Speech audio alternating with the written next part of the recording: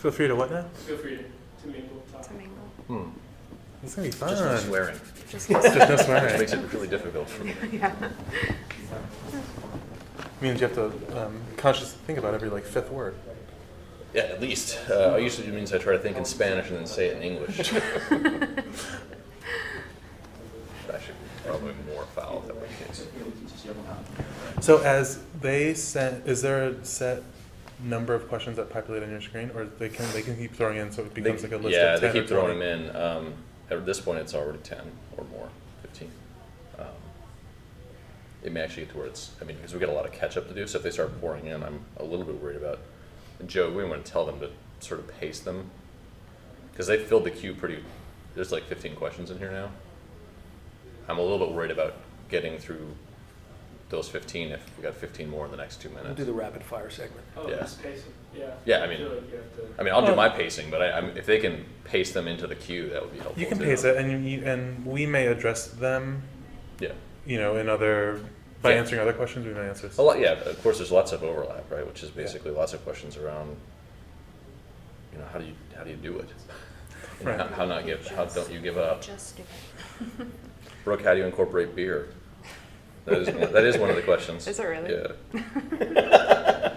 Thanks, Mom. I just drink it. Right, exactly. Right.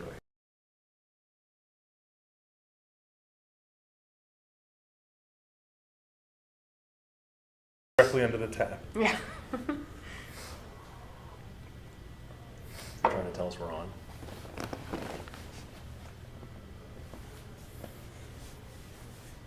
Oh wait, and we're looking at you. We're looking at cameras. Anywhere. Anywhere. Live? You want to go? Yep. Go ahead. Good morning, Internet. I'm Rob Murdock. I'm the General Manager, Vice President here at Nautilus, Bowflex brand. I've got a couple friends this morning. We're here to talk about weight loss journeys, fitness, transformations, all the hard work that goes into the fun stuff we do. And two really important guests who have really great stories to tell you about their journeys. David Garcia, Brooke Birmingham, and ultimately our fitness guru, Tom Holland, as well. I'll let them introduce themselves, but after that, we're going to dive right into your questions, because the idea, of course, in one of these interactive Q&As is the interactive part of the Q&A.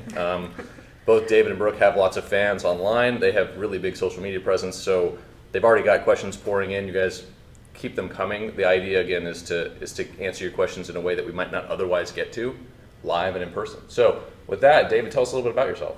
Sure. Well, first of all, thank you for having me. This is Of course. going to be a lot of fun. We're I'm excited. really looking forward to this. Hey, interwebs. My name is David. I live in Los Angeles, and about 4.5 years ago, I weighed over 400 pounds. And since then, I have lost and kept off about 160 pounds. And I write about that. I write about the struggles. I write about the successes. I write about the day-to-day on my blog, which is keepitupdavid.com. And again, I'm real excited to be here. Well, thanks. Thanks for being here. Absolutely. Brooke, tell us about yourself. All right. My name is Brooke Birmingham. I come all the way from the Midwest. Quad cities. in Quad case you didn't cities, know, where there's yeah. actually 5 cities. But I am a Weight Watchers leader and the mastermind behind BrookeNotOnADiet.com. My journey started 4.5 years ago as well. Well, actually, it's been 5 years now. Oh my goodness, 5 years. And I used to weigh over 300 pounds, and I've lost 172. So Wow. that's me. Tom, tell us about you. My name is Tom Holland. Very excited to be here with David and Brooke. I am Bowflex Fitness Advisor. I've been in the fitness industry for over 20 years. So excited to be working with Nautilus and Bowflex now and all the brands that go with that. I'm very excited to talk to David and Brooke today. This is my favorite thing in fitness, is to talk to and work with, find out what motivates people who have done incredible things. And these two people here are just that. And I think in today's world of fitness, we need results. We need to know, people want to know how to do it. They know what they should do. They Right. just don't know. And Brooke and David are just shining examples that it can be done. And that's that gets me really excited, right? Yeah. Because we want results. We want to show people, no matter what your situation, no matter how old you are, time constraints, all of that, it can be done. And so I'm excited to hear all about this. And part of it's about motivation, right? And so one of the first questions, this is Jeff from Pasadena says, David, but this is honestly a question for everyone, I think. How do you stay motivated? How do you keep exercising regularly? It's a good question. And for me, it's a matter of setting a variety of different goals and tracking a lot of things and keeping data about what I'm doing. So I have a standard sort of weekly workout goal where I try to hit a certain number of workouts every week, and they sort of fall into different categories. So I'm hitting, so I'm not doing the same thing. I'm not repeating myself. I'm not boring myself. That keeps me motivated because I don't ever dread going to the gym or dread going to a class, because I try to do something different every day. And then on top of that, I do things like I keep a calendar where I write every single workout that I do, and I keep track of how many minutes and how many miles and how many times, how many workouts incorporated weights or were group fitness classes. And then on top of that, I do things like every time I do any sort of cardio, whether it's running or biking or elliptical or swimming, I monitor how many miles I complete. Yeah, I saw that And on I keep your blog. Yeah, I keep a running tally of it, and now I'm up get that to 1,000 number, and it's a really big deal, right? It's like I'm up to like 1,080 or so, and in the past about roughly a year. And I live in Los Angeles. That's the same as me getting almost to the Colorado-Nebraska border. It's more than It's a lot of cardio. Yeah, it's more than the miles that I traveled by plane to get here. Yeah, absolutely. So there's like things like that, and then I have big picture goals, which are Right. races that I do, which keep me motivated because there needs to be a lot of training, there needs to be a lot of prep. And for the past couple of years, my race of choice has been stair climb races, which are The worst of all possible races. they're wonderful and terrible all rolled into one, Right. but they're up the stairwells of skyscrapers, and I've been up the tallest buildings in San Diego and Vegas and Los Angeles, and I work with I'm part of a really great supportive team called the West Coast Labels team, really wonderful people that always have my back, and I always have theirs, and I do these races where I get to the roofs of these buildings, literally 60, 50, 70 stories off the ground. And the views are incredible. I can barely move. I can barely stand up. But Feel it. there's this feeling, this euphoria that I get knowing that I got myself up there, and there are elevators in that building, and I'll take them down. But it was every one of those 1,100 or 1,200 steps. So it's about setting like a weekly goal. It's about tracking. It's Yeah. about setting larger goals, and Yeah. on some level, setting up events, those larger goals that help you celebrate your progress. Exactly. Right? I mean, And- you're feeling that the effect of, hey, I got up these 60 flights. Exactly, and the fun thing about these goals is that you can capitalize on your success, Yeah. and that you reach the weekly goal, it inspires you to set one for the next week. Yeah. Those two help you set yourself up for a great month. Yeah. That month helps you really nail that next race, which makes you want to start all over. Whenever I'm asked, people always ask, so how do you get started, or what? And my answer is almost always, don't try to boil the ocean.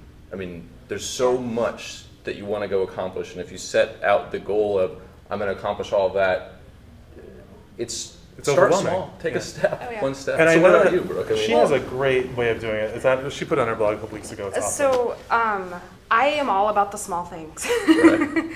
So I had a lot of weight to lose when I started my journey, and I couldn't think that I had to lose over 170 pounds.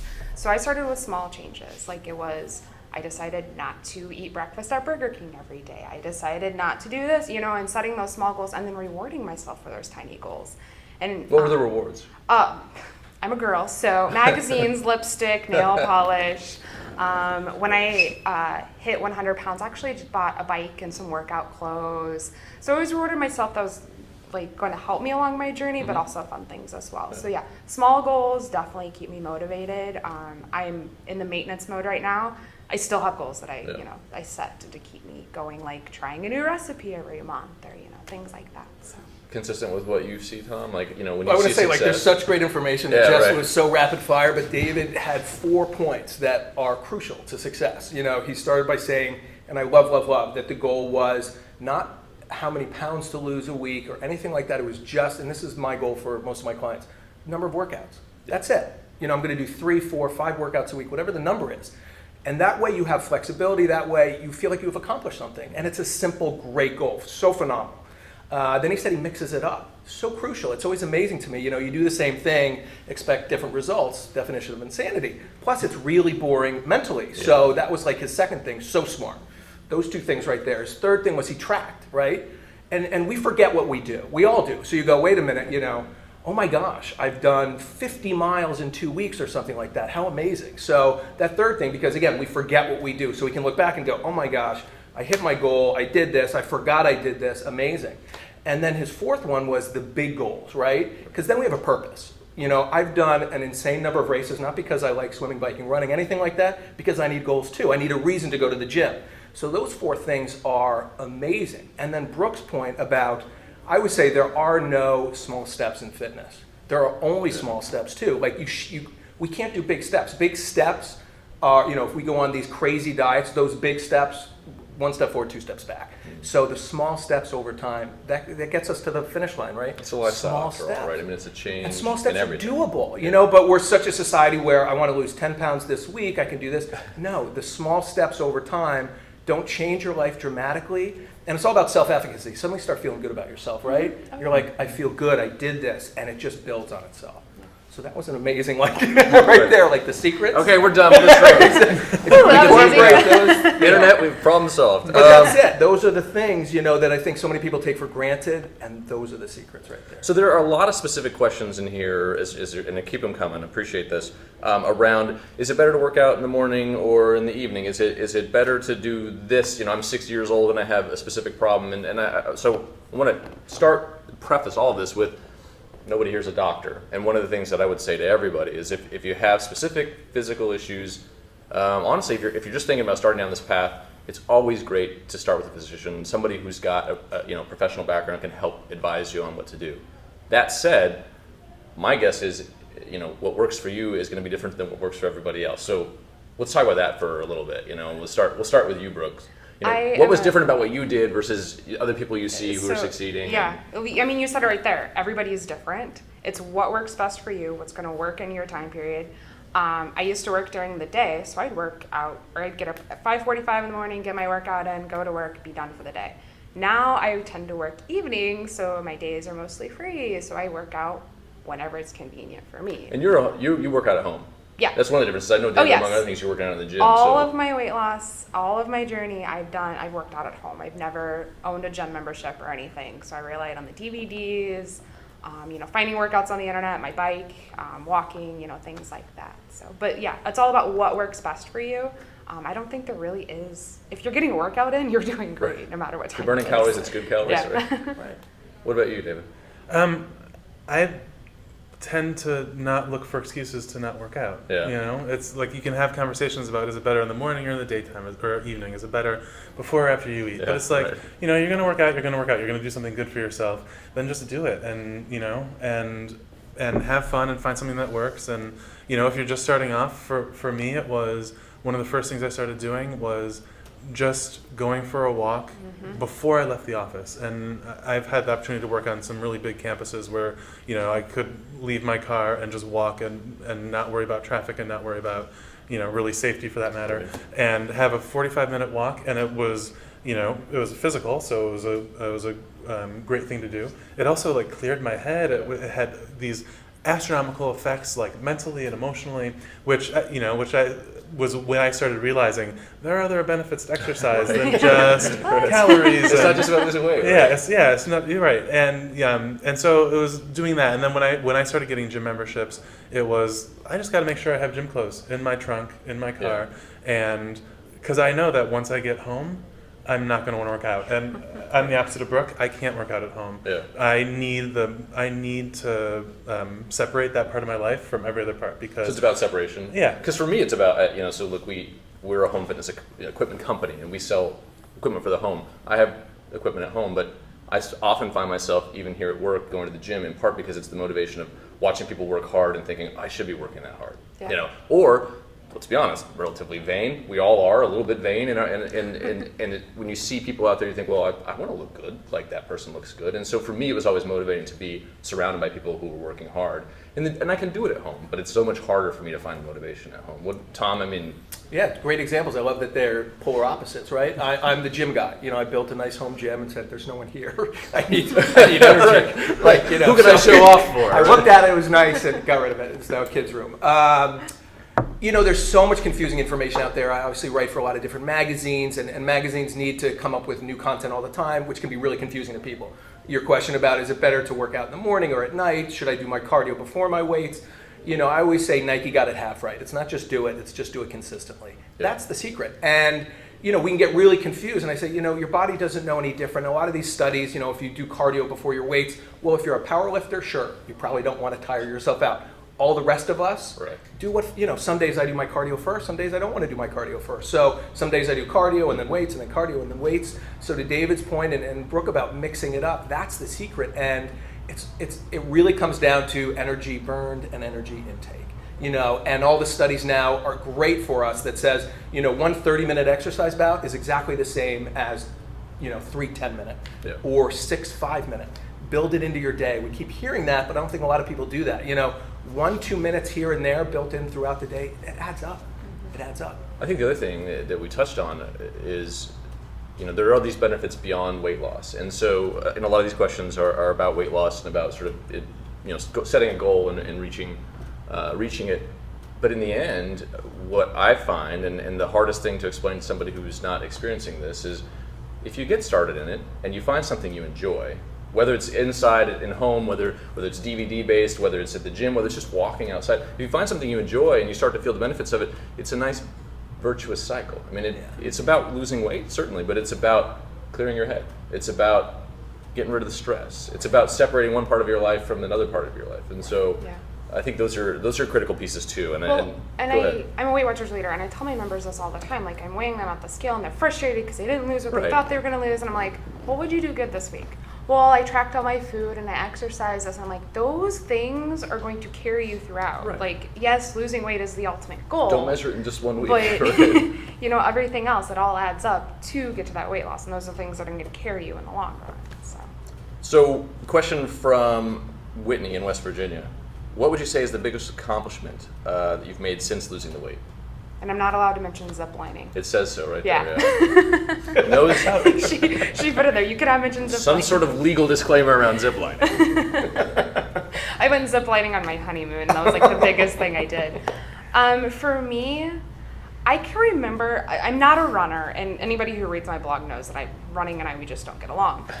But I remember running my first mile. I can remember hitting that mile mark, and I stopped right at the mile mark. I wasn't going any further, but I stood on the bike and cried. And I took my, how to take a selfie. And I just remember that moment, and that was the biggest thing that stands out to me that I accomplished. Obviously hitting goal and, doing all of the amazing things that come along with that. But was it a big accomplishment because it had seemed so impossible? Yeah. Yeah. Oh yeah.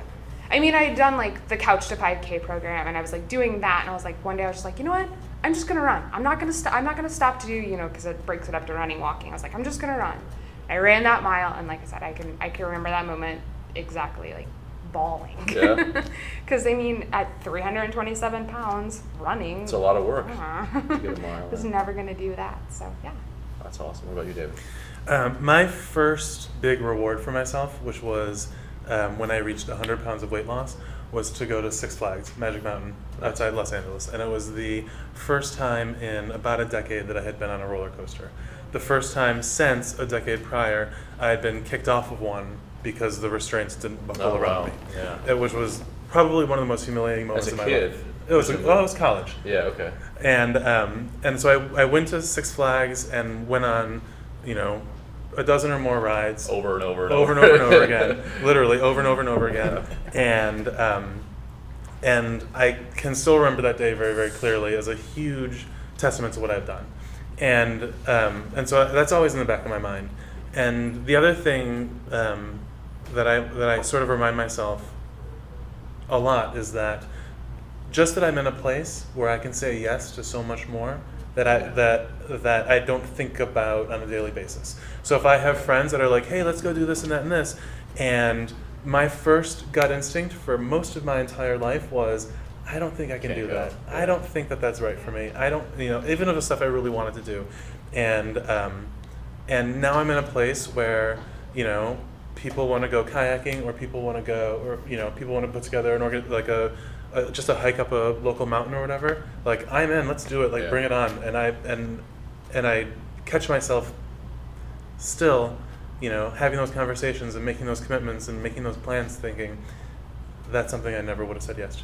Yeah, and that's maybe the most important part of all of this. And being involved in fitness at this company for the last 10 years, the thing that I enjoy the most is people having, the life change isn't just about how you look or even how you feel, but about access, as you said, to everything else. These things that you're saying no to, that you've grown so accustomed to saying no to, that you don't even think of them as things you're missing out on, you're missing out on them. Yeah. And when you realize that later, it's sort of like, among other things, that really, really helps with continuity, sticking with it, because it changes your life. And I think that's what you started this segment by talking about. We're so fixated on weight loss, and of course that's an important part of the whole thing. But as a trainer for many years, my goal with clients, I learned, was to take the focus off of that and to get people like David and Brooke to do things like David's tower runs and things like that, where we go, okay, we're going to shoot for this goal, and we're not going to focus on the weight. And what inevitably happens is David, for his next race, he goes, oh my gosh, I'm ready, and I've lost 18 pounds. Wasn't even focused on that. Right.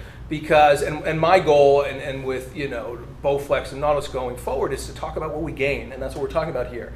Of course, you lose, but what we gain is so much greater in the grand scheme of things than what we lose. And you will lose. That's the greatest point. Yeah. What I love about fitness, I always say, greatest job in the world. I help people look better, feel better, and live longer. But whatever your reason for starting is it vanity, is it health, it doesn't matter. You get all the side effects. As Dave was saying, you're like, yeah, sure, if you want to start for weight loss, that's great. Over time, I would like those people to kind of get the focus off that. Right. And then you forget about it and you go, I feel better. I did this walk, I feel great. And it builds. I think that's the message. It I builds find myself in upon a situation I never would have dreamed of 10 years ago. And we, the human condition, we learn to live with things that aren't comfortable. And that norm for so many people is, I love your story. Like, I get choked up the running a mile, because I have had those moments with people. I coach a cancer charity, and we run up the Empire State Building, and to see patients and people, life is short. Right. Let's enjoy it. Yeah. And we have so much more control than we think. And that's what I want people. These are two people who took control of their lives in an amazing way. And everyone can do that. And that's the positive message. So that's what we're here about today, right? I mean, so the idea of this Q&A, this interactive question and answer, is to sort of discuss the journey. The journey is it's a lifetime journey. It's not easy, but it's completely magical and amazing. And these two people in particular, David and Brooke, have lost a lot of weight, 160 pounds, 172 pounds. They are the kind of people you would look at and say, if that person can do it, I can do it, which is exactly why it's so interesting to have you here and talking to you today. Again, keep the questions coming. I'm not being great about answering all these questions. There's a whole lot of them, so I might start rapid firing questions here pretty quickly. Let's do it. Let's see. Let's start with, how do you keep, how do you maintain the temptations when you're at a party? Let me give credit to this question. Where did it come from? Beth from Port Orange says, so David in particular, but all of us, you're at a party, you've made this lifestyle change, you've got discipline, what happens then? I think that it's a lot about planning. If I know I'm going to a party where there's going to be a lot of food, then I know that I'm going to stay really focused the rest of the day and eat a really smart breakfast, eat a really smart lunch if it's in the evening, or whatever. And then and don't hang out at the food table. Right. Take your plate. Find a reason to go talk to somebody. Enjoy yourself. Enjoy your indulgences in moderation, and then head out to the back patio.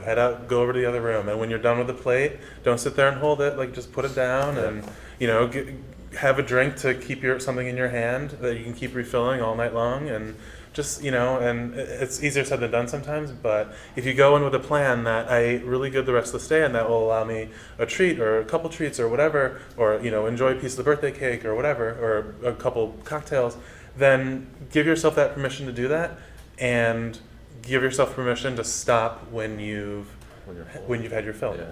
So you said two things that I think I would love for Brooke to talk to. One is moderation. The other is drink in your hand. Because one of the questions that came through was, how do you keep this beer thing, which you love beer? It's clear on your blog you love beer. Really? So how do you maintain what, even though you're drinking this high calorie beer from time to time? Yeah. So when I was in the active like losing phase, I only allowed myself to drink on the weekends.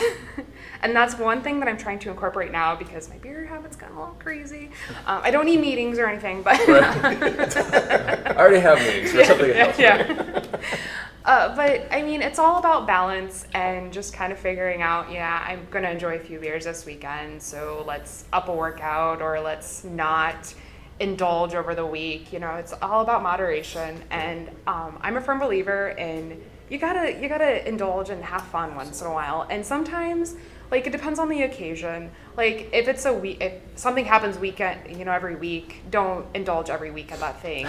But if it's a birthday, an anniversary, or Aunt Sally's like pretzel salad's the best thing ever, then have Pretzel it. salad, I gotta hear about pretzel salad. You know what When we're strawberry done. pretzel salad? Oh gosh, I'm ready. it's delicious. Okay. But and I tell this people all the time, figure out, if you have a lot of parties coming up, figure out what is going to have the best food, indulge there, Right. keep a Nice. light on the other places. Yeah. So. Yeah, I mean, it's so great to hear you guys. What David's saying, and I adhere to this too. So I talk about a 24-hour cycle and a 7-day cycle. So within a 24-hour cycle, I always say if you're eating 5 to 6 meals, one can be a cheat meal or a fun meal, right? If you're going out. And what David's saying, and it's I think what fit people do that they don't even realize, we keep a running total in our head. Yeah. So I'll say, if I'm going to go out to dinner, I know I'm going to a big dinner, I'm going to have a couple glasses of wine, I eat that much better throughout the day. Mm-hmm. And I give myself that at night. And so it really is 80-20. And that's not you even know? just to make a point, that's not even calorie counting. I'm to not your point. no. You're never counting calories. I Never. know, you're just thinking, that was a lot, I should Right. probably have less the next meal. And over you're- time, and you're you balancing. learn that. Exactly. Yeah. And that's why Weight Watchers is so great, because it teaches you that you can eat anything, that portion control and moderation, and we don't exclude anything. And then there's a 7-day cycle. So you have the 24-hour cycle where you go, okay, tonight's a party, I'm going to do a really great breakfast, lunch, and save my calories. Yeah. And then on the weekends, I mean, I'm the guy that tortures friends because I go out to dinner and, I stop drinking during the week too. I realize at 45, I can't have a glass of wine every night, Right. even though that can be healthy. Right. My body doesn't want that. It's good for your heart, but maybe not the rest of you. Right. The abs aren't. So, but I learned that, and I'm honest, right? So I said, okay, I enjoy wine. I know it's the healthier or one of the healthier. So that's the weekends, though, other than last night. So we're, we're making it sound relatively easy and straightforward. And this is, I think, maybe one of the most important questions. This is from Joanne in Valencia, California. She says, have you ever gone through a slump where you lost your motivation? And if so, what did you do to get back in the groove? The answer, No, of course, is never. everybody's been in a slump. Which, that may sound self-evident, but it's sort of, it's helpful to understand.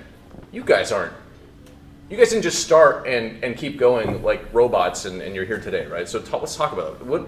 Talk about a bad time, because there have been bad times, and what did it take to get out of that bad time? For me, every slump is a little bit different. I personally battle depression. I battle a lot of mental stuff. I've also had my share of injuries that have kept me out of the gym or sidelined me or whatever. And each time I sort of revert back to how I started this in the very, very beginning, which was identifying one or two small things that I could do that day that would push me back in the right direction. And if a year ago I was sidelined for about 6 weeks because of a surgery I had, and when I started getting back into exercise, I was very cautious and very careful, and I needed to be, and I needed to take care of my body and listen to it. But that's when I started, for example, logging the miles. Is that I can implement something new and encourage myself in a new way and find something different and switch it up a little bit. The mental hang-ups are a bit trickier because they're really different and they're really personal, and they really, really weigh and eat at you in really unhealthy ways. Right. And I'm familiar with all of that. And it's just finding a way to do something good for yourself and acknowledge it and remember that feeling. Yeah. And remember that feeling of, I did something good. It was just 20 minutes today, or it was just a half hour. It was just, an additional walk around the block with the dog, or just that little something. And that feeling that you can remember can go a long ways towards like balancing with all the the depression and the frustration and the anger and the disappointment that whatever is affecting you. Yeah. Like and you can start to slowly like tip the scales. you may not be able to see, but I mean, I can see you're getting emotional now just talking about it, right? Honor the fact, everybody out there, honor the fact that it's not just a physical transformation. I mean, you have to, there's so much to wrestle with. And it's not just about having guns or having a six-pack or whatever else. There's so much here. It's about, I don't want to say self-improvement, that's the right thing. It's a journey. It's about discovering who you are and who you can be. And a huge part of that is self-worth. Absolutely. And a huge part of that is, and a huge part of my success is finding a place and getting to a place where I was able to tell myself that like the tough choices and the sacrifice and the decisions that you have to make on a daily basis, multiple times, every hour, every day, that you're worth each and every one of those. Each and every one of those decisions is, you know, like the cookie is a really interesting temptation and it's going to taste good, but you are worth, you know, making that sacrifice because in the long run, you're going to win out. Yeah. Yeah, I really like what you said. I always tell people, you know, when I get emails daily, you know, how can I get started? How can I get started? I'd be like, how do you deal with this? And I've dealt with many, many slumps throughout my journey. But always going back to that, I'm worth it. Like I always tell people, you're worth it. You're worth the hard work it takes to do this. And then when you are getting started, write down why you want this. And then when those times that you are losing motivation, you are in that slump, pull that list out, remember why you started. And you will realize your reason why you start changes throughout your journey. Like I started losing weight because I mean, obviously wanted to feel better, but I wanted to look good. Yeah. I wanted to get married. You know, I wanted a husband. I wanted to do all this. Now it's about. And it wasn't the guy ringing the bell in front of. Not the Salvation Army guy, no. The random guy I met on the internet. He's great. We're happily married. But just and then now it's like I want to be healthy because I want to have children and I want to be here for them. And so it's like. But just remember why you started and remember that you're worth it. Like there's days it completely sucks. Like there's days I don't want to have to eat a bowl of oatmeal for breakfast. I don't want to have, right. You know, like I don't want to get up and work out with, you know, whoever on my DVDs. But you know, it's like, but you feel better when you do that. Yeah. You feel better when you eat that oatmeal. You feel better when you work out. And just remembering that. That's, I think, the hardest, and we talked a little bit about this last night, and maybe you can speak to this, Tom. I think that's one of the hardest things to explain. So when I'm in the business of marketing fitness, effectively. It's really hard to explain to people it's about feeling better when you're done. So the workout.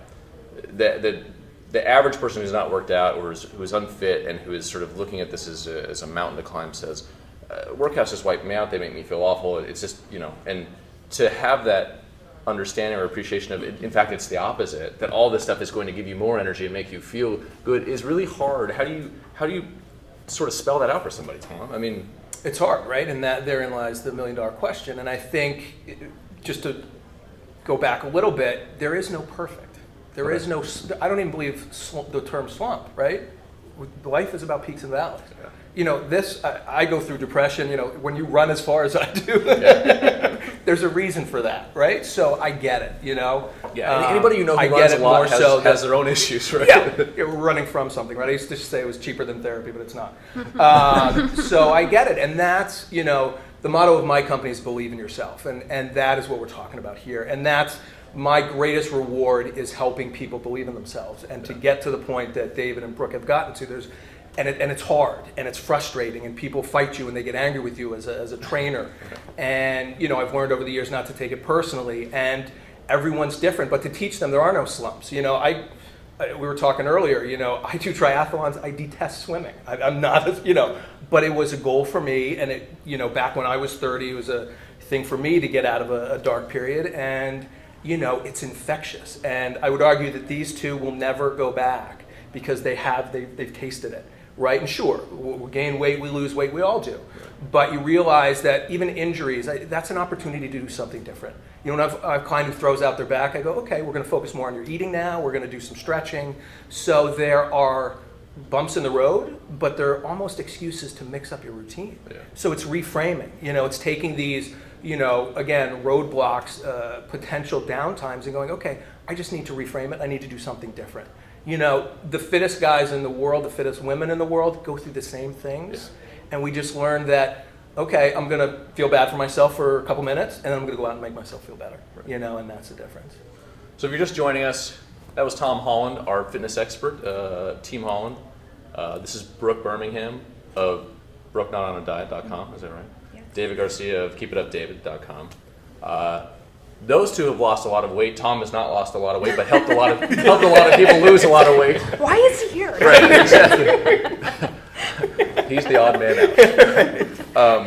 We're here to answer your questions. So the idea, of course, in one of these interactive Q&As is, especially if you're fans of Brooke and David's online, and I can tell by the questions many of you are, and you don't normally get a chance to interact with them, the idea is to do that today, to answer questions about the journey of fitness. And one of the most important ones I asked you last night, and I'm not surprised to see it here, is from Jessica, that says, Jessica from Hill says, did you have an aha moment when it came to this? You know, what was there a trigger? When was that? Did the light come on slowly over time, or was it I woke up one morning and I got to make a change? I'll start with you. Yeah, Brooke. You're nodding. I think like there's an answer in there. Let me answer. So for me, I always tell people there wasn't like an exact aha moment, but like when I recount my story and everything, it's kind of, there kind of was an aha moment. So my journey started in February of 2009, and like previous to that, I was in a bad relationship. He wasn't mentally or physically abusive, just was not a good person. And there was a scene in a dressing room surrounded by skinny jeans that didn't fit, and I kind of... It sounds like a movie already. Yeah, right? Yeah. Like, I was going to have to start ordering my clothes online, and, like, I talked with my cousin and my family members. I'm like, all right, something needs to change. And I was like, I didn't love myself. I didn't like who I was. And I was like, okay, maybe I should just start loving myself. And my mom happened to go to a Weight Watchers meeting, and she invited me the next week, offered to pay for half my meetings, and I kind of just... gradually over time, it's like, I can do this. I can eat, something healthy compared to, the drive-through food, and I can walk around the block compared to just sitting on the couch and playing Super Nintendo. So, like, just the small things, and then it kind of built over time. So, I mean, I guess the dressing room might have been my aha moment. Right. And David, you had, a very interesting encounter with not Tom Holland, but another fitness celebrity. Yeah. 4.5 years ago, I was working. I work in television. I was working on the Ellen DeGeneres show, and I had the opportunity through my work to meet Richard Simmons, and he offered to help me, and I completely dodged the question and like hemmed and hawed for about 2 or 3 weeks, and I certainly appreciated the offer, and I was certainly aware of who he was and right. what he could do or what I thought he might be able to do. But it was a huge step for me to face my own fears that I could make a change, because I had gotten to the point in my life where I had tried diets throughout the years, and I had lost 50 or 60 pounds. It always came back. Nothing ever worked. Nothing ever, really stuck. I hadn't figured it out. And I was at this point in my life where I thought that I was going to be that size and that weight, and sort of have to live with it. And so when he comes and offers out of the blue to help me, it made me confront that fear and say, I'm ready to make a change. And when I finally, after 3 weeks, I sent him an email, and I took him up on the offer. And so, as a moment, that's probably the closest one there is. But even then, it wasn't, I'm going to say yes to this so I can lose 160 pounds. Sure. It was, I'm going to say yes to this, and I'm going to see what happens. And I'm going to just see how this goes. And I chose not to tell anyone at the beginning. And I chose not to put a lot of pressure on myself. And I chose just to explore this and see where it goes. And, and it worked for me. And I think that sort of ease into it, like Brooke said, identifying a couple things and making small changes and building on them and allowing yourself to gain momentum and you're doing it in a way that incorporates into your own life. So you're more inclined to stick with it. Like all those things helped push me along. I think the aha moment, we had this conversation before too, I think the aha moment is partly revisionism. You look back and say, that was probably the trigger. I think it's real, but the reason I say it is appreciate that, you said it, I had this moment where I finally decided it was worth calling Richard, but it wasn't the moment where you decided you're going to lose 160 pounds. Yeah. It's a little thing, as we talked about from the start. It's one decision that with a positive outcome begets another decision, that begets another decision, and so it's never, you can look back now at 172 pounds of weight loss or 160 pounds of weight loss and say, yeah, this is one of the things that was a trigger, or this is one of my ahas, but I bet you could look back, if I forced you, to have another 10 aha moments through the journey, or 100 aha moments, right? Yeah. Every day there's probably an aha moment, frankly. And that's, the reason I say it is because, look, as a marketing person, I want to say, hey, I've got a product to solve this for you, or I've got an idea to solve this for you, or I'm going to give you the aha, and partly that's what we try to do. But it also takes, I think, if you want results and if you want to change your life, you got to appreciate it isn't that easy. Yeah. If it were that easy to stumble across the aha moment and then your life changes, then life would be a movie, and the skinny jeans would fit in that scene and everything else, right? Darn it. Yeah. That's not how it works. So I think appreciate that if you're having those moments of what does it take, you're already on the right path, which is at least starting the conversation, with yourself and thinking about it. Right. Tom, when you have clients who look back and say, "Oh, this was the moment," is that normal, or? I think it's different for everyone. I think that's the theme, right? And I think you have to look back to realize it was an aha moment almost, right? And say this was maybe the turning point, but at the time I don't know that people necessarily realize that. And I think what's resonating with me right now and with all of this is that, I try to explain to people that it gets easier. It does. So in other words, I think people think, oh my gosh, I can never continue like this. You start to enjoy it more. You start to eat healthier and you enjoy the healthy eating. And that's really tough to explain to people that it's going to get better, that each step gets, the great line they use now is, it doesn't get easier, you get stronger. I think that's true to an extent. Listen, I enjoy a piece of cake, I enjoy my wine, but I don't need it as much as I used to. And I enjoy eating the healthy foods that much more because it makes me feel better. So the short-term fix over time, I think a lot of people think, I can't possibly stop living this way because it works for me right now. And you go, absolutely it does, and so will the other way. Just give yourself time, get there slowly, and you'll be amazed at what you can achieve. So as I said before, I'm falling behind in questions. So I'm going to ask more questions. The rapid fire section? Well, this is relatively rapid fire. These are two related questions. Rose from Michigan and Grady from Akron. Questions about real specific injuries and what they can do. And I would just repeat what we said at the top of the show, which is nobody here's a doctor. And whenever we talk to anybody who's interested in going down this path, it starts with talk to your physician. If you've got hernia, if you've got injuries, it's important to honor those things and understand what you can do. The truth is there's a lot you can do, but start with a doctor. I think that's the first piece of advice. Even if you're healthy. Yeah, even if you're healthy, honestly. Every single person. Right, there's no reason not to start there and start smart. Right. There's a lot, and I think this is actually some of the next questions revolve around there's a lot of information out there.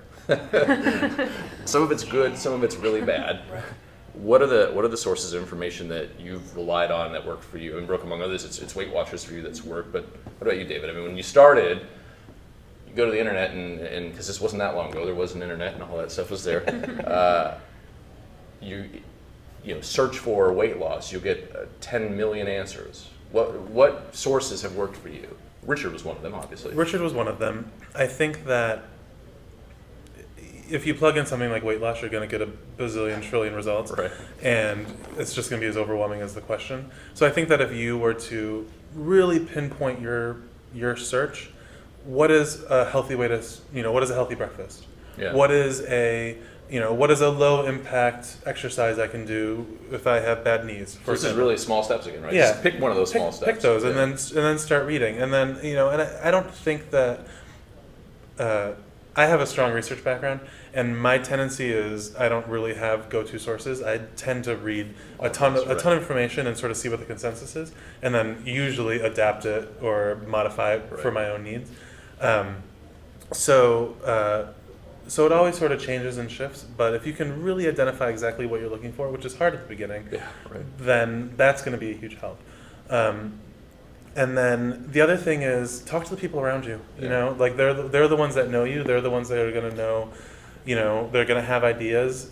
It doesn't matter their level of fitness or their level of involvement in their own gym schedules or whatever. They're more objective than you are about yourself. Right? Exactly. So if see what people are doing in your office in terms of working out when they have the same crazy schedule that you do. Yeah. See what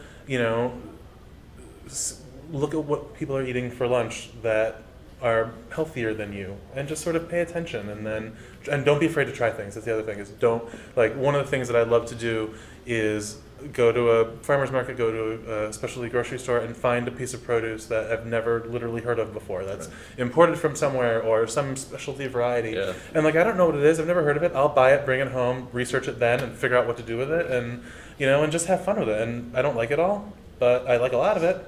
And and if you're willing to sort of take those chances and try new things, and and go into it knowing that some are going to be hits, some are going to be misses, but either way, information from the misses are just as important as the information from the hits, then you're setting yourself up for finding the good info that you need. What about you, Brooke? Are there Well, obviously, resources? I lost all my weight with with the help of Weight Watchers, and my philosophy is do what works for you. Like, yes, there's all this information and there's all these different, diets out there that you can follow. What can you do for the rest of your life? Yeah. Can you eat a healthy breakfast for the rest of your life? Then do that. Can you, walk, again, small steps. It's all about the small steps. I gotta right. jump in. I just want to say Yeah. real quickly, I think this is a really, really, really important point because there's so much information out there. And unfortunately, I think a lot of times the crazy headline is the one that gets there first, right? Cardio is making me fat. All of this stuff that I now have to dispel, these horrible myths that, just rise to the top. And, if I may, I think people need to have that flight to quality and go to names they recognize. I mean, the Nautilus, the Bowflex Insider, some of the greatest people out there are writing some, and I think you want to stick with that. You want to find something that works, but, do your research. And we were talking about this earlier. Don't let your biases kind of dictate, get outside your comfort zone. That's where change happens. So with the internet, we can say, I hate running. Well, there's an article here that says running is going to make me heavy, right? And that's a problem. Right. So what is that source? Go to sources you trust, the Nautilus, the Bowflex Insider type sources where you have people that have been in the industry for a long time. Keep it up, David.com. Exactly. yeah, Well, there's the two great things. You want, I've spent These my are real life. people. I mean, Right. and that's the point. Right? And you want that mix, someone who's spent their life studying this and master's degrees and things like that, and then balance that with the people that have done it. So take the hard science that I'm going to offer you, Right. and the real world applications. Here's the science, Right. and here's how these two people applied that, and what they chose. Right, do it your own way. Those two things together will get you to where you need to be. Yeah, and I think, it's sort of embedded in what you just said, but if it sounds too good to be true, it probably is too good to be true. Right. The fat burning zone. I always say, as Right. great as that sounds. Right. There's fuzzy math behind that every day. And I know that it's on the cardio equipment and there's, yes, you burn more fat calories at a lower intensity, but you burn less fat calories. So, yeah, you don't get more by doing less. Right. Change happens when we get you don't have to go way outside your comfort zone. Go that one step outside. Because that's where the self-efficacy happens. When you go, to your point, I ran a mile. Oh my gosh. And I would argue that was one of your major moments. You will never go, that feeling you had, I've had I've run races with people like yourself and been there when those moments happen. And they're few and far between now. Right. And they are so powerful. Yeah. And there's no going back. And that's the greatest thing. Once you hit that, but it's just outside your comfort zone. It's not killing yourself. All right, so let's talk about diet real quickly. I'm trying to get rapid fire. There's only 15 minutes left, less than 15 minutes in our little Q&A, and then we could talk all day, literally. So Heather from New Jersey asks, do you avoid certain food groups? Some people say one thing, some people say another. So let's answer Heather's question about, do you avoid certain food groups, or what kind of rules do you have?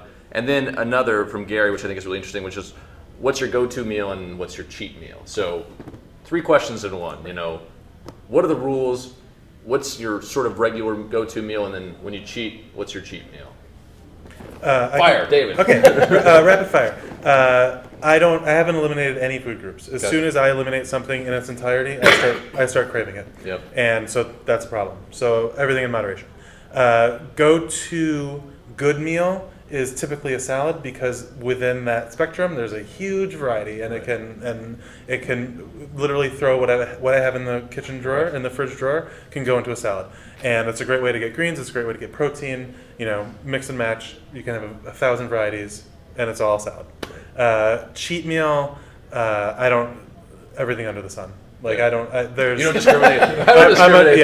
You don't get to 400 pounds by discriminating. So I don't really have a good answer for that. All right. On the salad point, this is, more than 40 years old, and it's taken me this long to realize if you just throw some stuff on greens, it actually makes eating the greens easier. There you go. And it gives you bulk, and it's like, Yeah. I should have figured this out a long time ago. Everything it's great on a salad. Right. Like no matter what your leftovers are, Leftovers, throw it on. I hate leftovers, Throw it but if on you put them on a bunch of greens, Yeah. at least I can eat them. Right? There you go. So anyway, All same right. question, Brooke. So I What do you also avoid? I don't avoid anything. I mean, I'm mostly vegetarian now, so I do avoid like chicken, red meat, turkey, things like that. But my go-to meal, like if I've had like a really bad week or just a bad day of eating, my meal that I always go to get back on track is a bowl of oatmeal with a banana and some peanut butter in it. That's like my one go-to. My cheat meal, I love cupcakes. Everybody knows my cupcakes are my thing. Cupcakes and beer. So presumably like a cupcake with a big pint. If there's beer in the cupcake, Even better. money. Sold. Exactly. Dunk the cupcake in the beer. Great answers. So let's find some more questions because I don't want to leave anybody out. Well, this is actually related. Betsy from New York asks, "What do you eat when you're in a hurry?" So it's sort of it's a little bit of a different take on that. You're running out the door, and you got to grab something, or you've got 10 minutes to go grab something for lunch. What do you do? I lean on fruit a lot. Yeah. I try to I've been sort of lackadaisical about it lately, but I try to always have hard-boiled eggs in my fridge. Yeah. Hard-boiled eggs are a real good go-to for me because they're really portable and they're really easy to make and they're really easy to Fill you store. up. They fill you Yeah. up. Yeah. It's a great source of a lot of things. I also try to keep a lot of raw veggies, and I am a real big proponent of like I'll bring a pound of baby carrots in a car drive, like in a car, Yeah. like on a road trip. Yeah. And that is filling and perfect, and Yeah, to not- me, the amazing thing about that, and I've learned this too, is you want a snack. It's just sort of this human nature, right? And if the choice is a bag of chips or it's the carrots, then you're going to choose the chips generally. Yeah. If there's no choice and it's carrots. That's why there's not tons of carrots and vegetables at convenience stores. Right, right, exactly. If you choose the carrots and only the carrots and that's your only choice, you'll find yourself snacking and crunching away and feeling pretty good about it. But if you've given yourself another choice, you're likely to go the other Yeah. direction. So what about you? On the run, what do you for grab? me, anything that comes in its own package, so apple, bananas, I almost always have Comes a in its banana. own It comes in its own package. package that I can throw in my purse, throw in the car, whatever. Also, I work nights, and I leave at like 4 o'clock, and I don't get home until about 8. So I'm missing, normal dinner time around there. So I will grab a whole wheat tortilla with some peanut butter and a banana, wrap it up in a banana, and eat I'm that noticing a on the theme go. with you is peanut butter and bananas. Peanut butter and bananas. I I do love them. Yeah. What about you, Tom? You got Well, what I love is that, that one of the big myths out there now is that fruit makes you fat, that that's a bad sugar. right, Oh, right. And here are two people that have lost, incredible amounts of weight and eat fruit. I love it. And David is talking about protein. I would argue that's one of the secrets to my success is I try to have protein at every meal. It maintains your lean muscle. That's why our metabolism slow down, when we get older. And it satiates you. It fills you up. Yeah. And the other thing that David and Brooke are talking about is you plan ahead. So you got to hard boil the eggs on your own, right? I do the same thing. Sunday night, a dozen eggs, boom, and then you throw it in the fridge. And my kids eat it. That's the greatest thing. And we're going to eat, as to your point, Rob, what's in front of us. Yeah. So I say one of the biggest secrets to success is, sure, have some treats in the house. Just don't have 50% of your house be treats, right? Treats are treats for a reason. They're a special treat. And I always say for my kids, I have 2 boys, we go out to get ice cream. It's not in the house, but we get in the car, and it's a special event, and we may do it a couple times a week. But if it's in front, listen, I'm going to eat that thing of cookie, frosting at 3 a.m. if it's in the house. Right. I have no discipline. Right. It's not in the house. I got to go out and get it. So plan ahead, protein at every meal if you can. And as Brooke is saying, if man makes it, as Jacqueline said, try not to eat it. If it has, if it comes in a bag, it's probably not as healthy for you as an apple or banana. So here's 3 questions, or here are 3 questions. They sort of are really the same question, and I'll start from the bottom. Marissa from Seattle asks, one piece of advice or word of wisdom for anyone out there who's just beginning. It's not too different from Chloe from Virginia saying, hey, I've gained 10 pounds with each kid. I've got 3. I'm stuck. I can't lose any weight. Got any ideas? And then Susan from California, I can't get over these mental blocks. So any advice to pass along? I think this kind of gets back to what we started with, but for those who weren't here, and maybe I'm wrong, but you guys, how do you get started? How do you overcome the hurdle? What does it take to go from where somebody is today to where you are? Where you were at 400 pounds to where you are today, what does it take?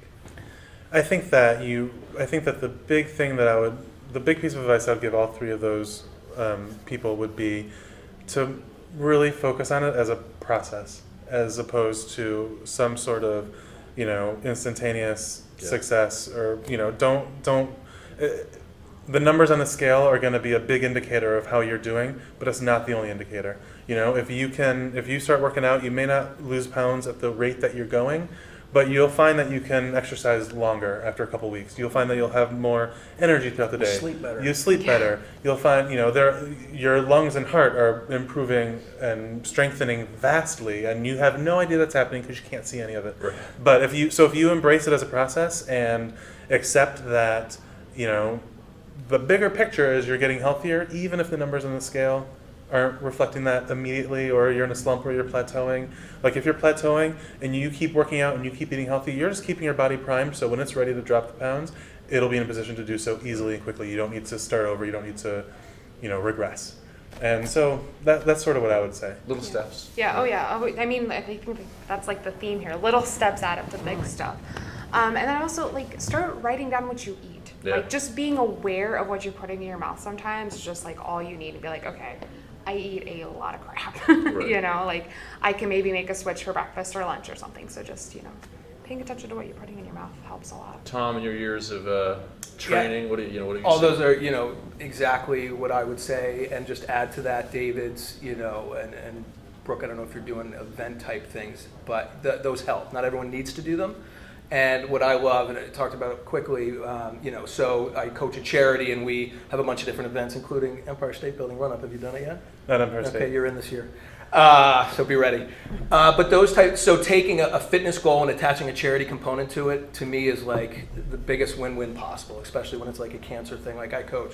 So you're doing something, you have a group, you have a goal that, is just outside your comfort zone, and it gives you a plan for your workouts. You go, I got to run up this building, I should probably go get on the Stairmaster for 10 minutes. So it gives you a plan leading up to your event. Then you have a charity component where it's outside of yourself. It's no longer just about you. It's about this cause and other people. So that, for a lot of people, I think, is a secret to the success. I think that comment about group is interesting, and I thought about this after we went to dinner last night, and I meant to ask you both, is the journey a solo journey, or has it been is there a group of people you rely on for support? I think it's a really interesting point for anybody who's sort of looking at this saying, well, how do I do it? For you, David, is it something you're doing on your own, or is it also something that's about others? A bulk of it is on my own, Yeah. to be perfectly honest. No one is eating anything for me, and no one is working out for me. So I'm making the decisions. But I've gotten myself into a place where I have support any which way I look. Okay. And there's whole different communities from people like my family and close friends that I've known my entire Putting life. yourself out there on a blog you're sort of setting yourself up, right? I mean, if you're sure. to gain 20 pounds in the next month, people are going to. And that's mainly why I started the blog. Is that I worked really closely with Richard during the first year, and he was instrumentally helpful. Richard Simmons, for those of us Richard joining Simmons, us late, who yeah. was a key part of my story, and it got to the point where I knew I had to start keeping myself accountable, which is what he was doing, and I wasn't going to be able to rely on him entirely. And so the blog was a great way to do that. And I'm holding myself accountable. I'm putting myself out there. I'm being honest. I'm sharing. I love sharing the good stuff, and it's hard to write the bad stuff, but that's the stuff that really helps me. Yeah. And and I don't write I don't know how to say this, but knowing that I have readership is a really amazing sort of icing on this cake. Yeah. Ultimately, I write the blog for myself. I write what I like reading, and I write on there the stories that I want to remember, and that other people are compelled to keep coming back and reading, or subscribe, or follow me on social media, or whatever. It feels really, really good, and that's a huge boost. Yeah. What about you, Brooke? So for me, I tell a lot of people, you have to do it for you. It has to be your journey, but you got to have the support as well. Yeah. So, I started my blog, my mom was the only person who read it. Now, it's read all over the world. And it's the crazy. She still reads it, I'm sure. Yeah, she still reads it, yes. Okay. So, and she signs everything, love mom. But, My mom all my mom's comments are from mom. For mom, yeah. But, having that accountability and knowing that people are going to be like, hey, you haven't posted in a while. Haven't seen you post a workout lately. What's going on? And it's like, okay, you guys, you're watching me. Found out. So that definitely helps. But yeah, I started because it's what I wanted. So if you enjoy this sort of conversation and you enjoy this sort of content and you enjoy the sort of questions and answers that we're providing, we can't do this every day because you guys aren't here every day, but we do have the bowflexinsider.com, our blog, where we try to take, among other things, submissions from folks like you, Tom in particular, and put it out there because there's a lot of information, there's a lot to be confused by, but at the end of the day, our brand is about fitness, and what we want to do is share in the dialogue like this. And so, bowflexinsider.com or keepitupdavid.com or brookenotonadiet.com or Tom, do you have a .com you can throw out there? Teamholland.com. Teamholland.com. So the last question, I think maybe the most interesting, is what's next for you guys? That was one of the questions that came through. So what happens next for Brooke and David? I plan on keep going. Yeah. I mean, it's. I mentioned this last night. I never consider this a journey that's ever going to end. Yeah. It's never. I've done it for this long, or I've Check. lost this much. Right. Check. Yeah. I'm done. Move on. Right. Let's start a jigsaw puzzle. That's just not how it works. Right. So it's. I know that if I ever start becoming complacent about trying new things or keeping myself accountable, I know that I'm gonna start to derail. And so it's always about keeping myself educated about food and exercise, certainly, but also keeping myself educated about what's going on in my body, keeping myself aware of what's going on in my head, Right. and using that to fuel shifts and changes and being able to respond to crummy situations or fantastic situations. And it's just an ongoing process, and it's going to be a continual evolution. But I feel like I'm in it for the long haul, Yeah. and I feel like I have this amazing foundation that when things get thrown my way that are not great, I have resources and I have ways to rebound and I have ways to make myself stronger. Well, your transformation is amazing. Your story is amazing. It's been really, really, for me personally, really enjoyable to meet you and get to hear a little bit Likewise. about it. What about you, Brooke? What's next for you? So the next big thing for me, and I haven't even put this on my blog yet. Uh-oh. Spoiler. Breaking it. Yeah. Breaking Woo, news. breaking news. I'm going to complete a half marathon. I'm not running it. I'm walking a half marathon. But my next big accomplishment, I really want to become a personal trainer and a health coach. That is what I really want to do. I feel like I love being a Weight Watchers leader, but I don't feel like I'm reaching enough people yet. And I feel like I want to be the next Jillian Michaels. Honestly, Yeah. Jillian Michaels is my dream job. So That's not a bad choice. Again, likewise, you don't get to meet people like the two of you every day, and Brooke, I really enjoyed meeting you too. It's really inspiring, but it's also grounding. Brooke and David are real people. Our company's He's about real. real people, right? So she. Right. These people are real people. Their story is real, and the struggles and the successes are real, and that's the most important bit. Tom, what's next for you, buddy? I would just, not important. These guys are important. Again, I would just say to all the people out there who think their story is different than theirs, Yeah. it's not. We all have our issues. So don't think that yours is worse, whatever. These two people can show you that it can be done. And I'm obviously in the fitness industry. I would say invest in your health. Yeah. If you wanted that tread climber, if you wanted that piece of equipment or that trip, whatever it was, the max, invest in your health. That's the great. There's no buyer's remorse when it comes to Right. not for me. It's for my kid. It's the greatest investment ever. Sure, you may not use it every day, but it's gonna start you on the way. And there's no magic piece of equipment, but when you again even go outside your comfort zone with that, you go, hey, I paid for this. I have a trainer. I'm logged in. And it's all part of the puzzle. So invest in your health, and never feel guilty about that. If it sits for a little while, again, we all go through slumps. Yeah. And tune into these two websites because this is a resource that is unmatched. And follow these two people for forever. It's great advice, Yeah. and I think maybe that's the thing to close on, which is this Q&A is the most important part of it is asking questions, right? So I think you mentioned it, and you go to the farmer's market and you find a strange piece of produce. Don't be afraid to ask questions. Right. Blogs like yours or websites like yours, the bowflexinsider.com, even our Facebook community, the idea behind these things is, among others, to celebrate the success, to document the trials and tribulations, but also to be a resource. Right. Don't be afraid to ask people questions. So interwebs out there, everybody who's at home thinking, I'm not sure what to do next. Those who asked, if you didn't get your question answered, I apologize. Ask it again. Ask it of us at facebook.com, or our Bowflex Insider, or our Facebook presence at Bowflex. Write a comment to either of these two. I bet you'll find they'll answer as well.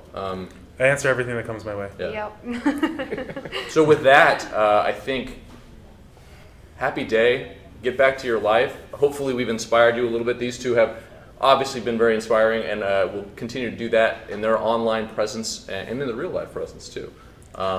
Thanks for joining us and have a great day. Bye.